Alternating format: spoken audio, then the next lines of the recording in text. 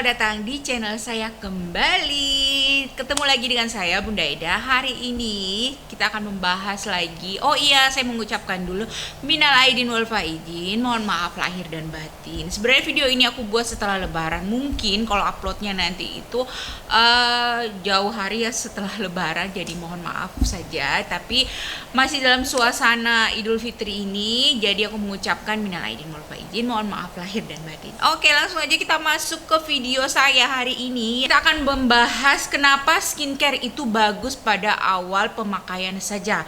Nah, bukan cuma saya mungkin ya, kalian juga pasti atau Bunda juga pernah merasakan hal sedemikian yang saya rasakan. Jadi kalau di sini aku mengatakan aku bukan dokter kulit, cuman aku belajar dari pengalaman. Aku berusaha mencari tahu apa sih penyebab skincare itu bagusnya pada awal aja.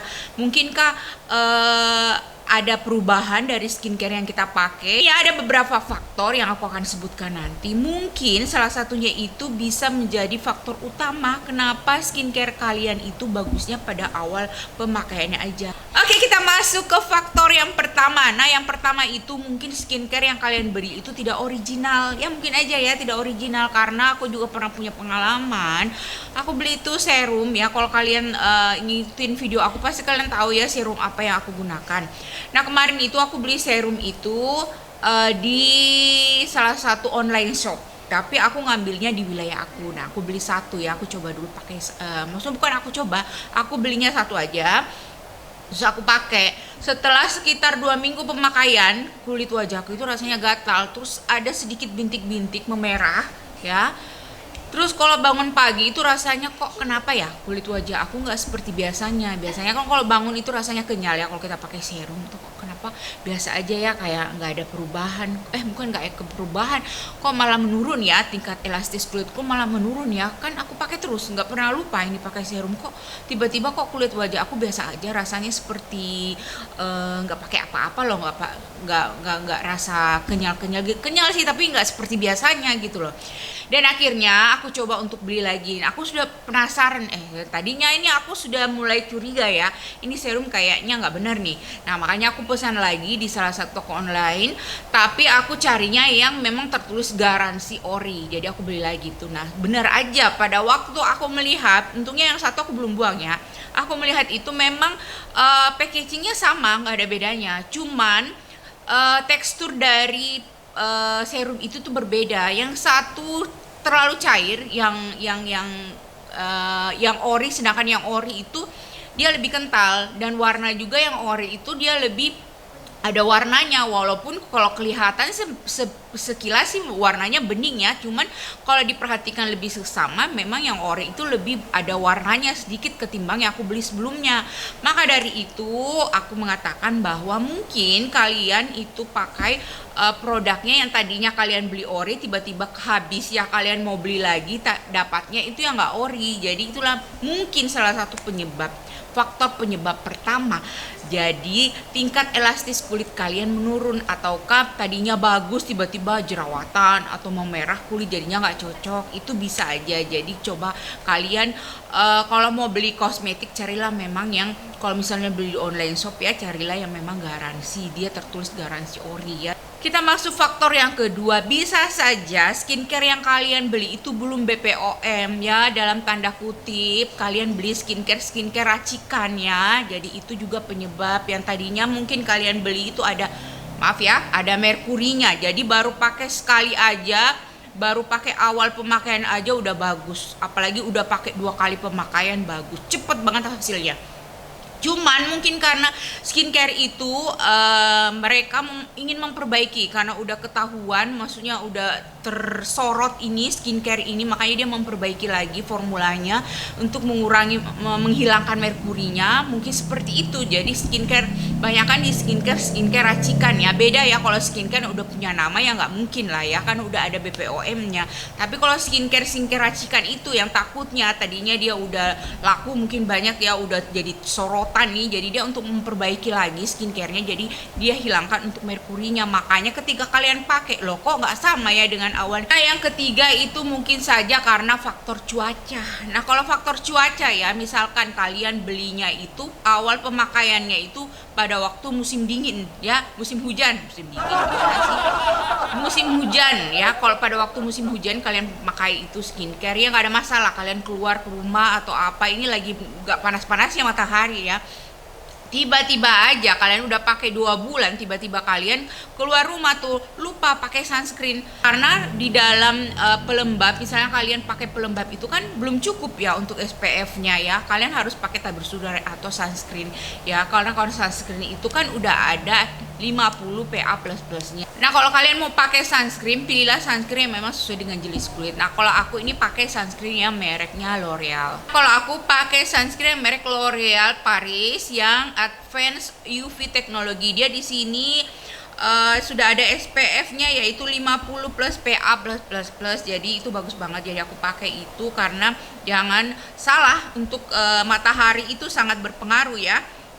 Karena aku pernah cerita juga bahwa yang kemarin itu aku sempat juga ke pantai atau panas-panasannya lupa pakai sunscreen itu, jadi ya udah itu kelihatan juga hasilnya. Karena pengalaman itulah yang membuat aku mengerti bahwa kalau kita keluar rumah walaupun kita pakai skincare kita yang awalnya tadi bagus, bisa aja itu membuat kulit kita itu berubah menjadi gelap lagi atau berubah jadi kemerahan ya, karena itu ya faktor cuaca lah ya. Yang selanjutnya yaitu pemakaian yang tidak teratur. Nah, ini pemakaian tidak teratur. Kenapa aku bilang pemakaian tidak teratur? Ini juga ya, kalau misalkan yang tadinya ada pencuci wajah, yang ada serum, ada toniknya, ada krim malam atau dan segala macam. Nah, karena pemakaian tidak teratur itu, misalnya kalian pakai sabun aja, terus ya udahlah nggak usah pakai serum, nggak pakai tonernya, nggak usah pakai serumnya, pakai langsung aja pelembabnya. Itu dikata ya karena mungkin kalian udah aku udah dapat nih, kulit aku udah bagus nih, jadi nggak usah lah, malas pakai ini mungkin udah bertahan ya. Tapi nggak seperti itu. Kalau kalian beli skincare yang memang paketan itu memang harus terus dipakai ya, komplit harus dipakai. Ataupun kalian beli skincare yang lepas, ini lain, merek ini lain, tapi ya wajib kalian yang awalnya pakai itu ya harus deretan gitu. Jadi hasil yang kalian dapat itu stagnan, nggak berubah gitu loh. Yang tadinya kalian mungkin bagus, terus kalian lupa, nggak mau pakai serum lagi, nggak mau pakai toner lagi, atau pencuci wajahnya kalian nggak mau pakai yang lain ya, mungkin karena faktor itu juga sih yang membuat kalian merasakan bahwa skincare kalian itu tidak seperti awal mulanya gitu. Nah, selanjutnya faktor yang kelima adalah pemakaian yang terlalu sedikit. Nah, misalkan ya, karena kita ya ibu rumah tangga ini ya, mungkin komen dong di bawah ya, mungkin ada ya berpendapat seperti saya. Nah, kemarin juga aku punya pendapat seperti itu. Ya udahlah, aku udah dapat nih hasilnya, ya pakai dikit aja lah supaya bisa hemat ya. Namanya ibu rumah tangga ya, pengen hemat, jadi aku pakai. Apalagi kalau krim malamnya itu kalau punya MS Glow yang aku pakai itu dikit banget, isinya itu dikit banget. Jadi pakainya ya kalau nggak hemat juga nggak sampai sebulan habisnya. Makanya aku pikir awalnya tadi aku pikir ya udahlah, udah dapat hasilnya, aku pakai dikit aja lah.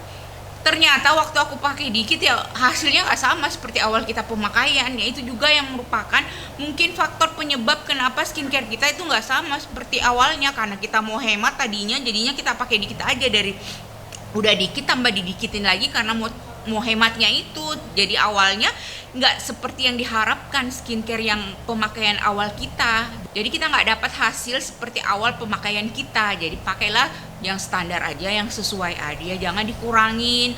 Dibanyakin sih nggak apa-apa, tapi lihat juga jenis kulitnya bagaimana. Maksudnya dalam kategori dibanyakin bukan banyak banget ya, tapi ya sesuai lah gitu loh. Yang keenam, kalau kalian pikir udah semua itu dipakai, udah original, udah nggak panas-panasan, aku udah pakai sunscreen, walaupun di rumah mau ke dapur juga pakai sunscreen, udah pakai sesuai aturan, udah pakainya yang nggak terlalu sedikit, pokoknya udah semua. Nah, mungkin saja faktor yang berikutnya adalah karena mungkin aja formula yang ada di kandungan skincare kamu itu nggak sesuai dengan jenis kulit. Kenapa aku bilang begitu? Misalkan kalian punya kulit yang kering, awal pemakaian bagus, tapi setelah 2 bulan pemakaian itu timbullah masalah kekering. Maksudnya kulit wajah kalian jadi kering karena formula yang ada di dalam mungkin mengandung alkohol, ada sedikit alkohol.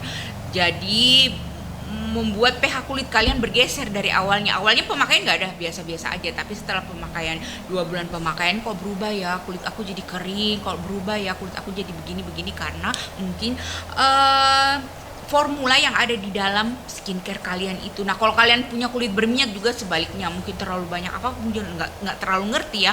Maka dari itu sebaiknya aku sarankan kalau kalian mau beli skincare, sebaiknya tanya kepada orang yang memang bersangkutan, yang mengerti akan skincare itu, yang sesuaikan dengan jenis kulit kalian. Oke, itu aja mungkin. Jadi kalau dipikir secara logika ya nggak mungkin ya. Misalkan satu brand produk yang punya nama, terus tadinya dia mau buat bagus, terus nanti dikurangin apanya lah ya, aku nggak tahu, pokoknya dikurangin manfaatnya ya, kan nggak mungkin, logikanya kan nggak mungkin ya, pasti ada salah satu faktor yang nyantol yang nyantol di antara 6 faktor yang aku sebutin.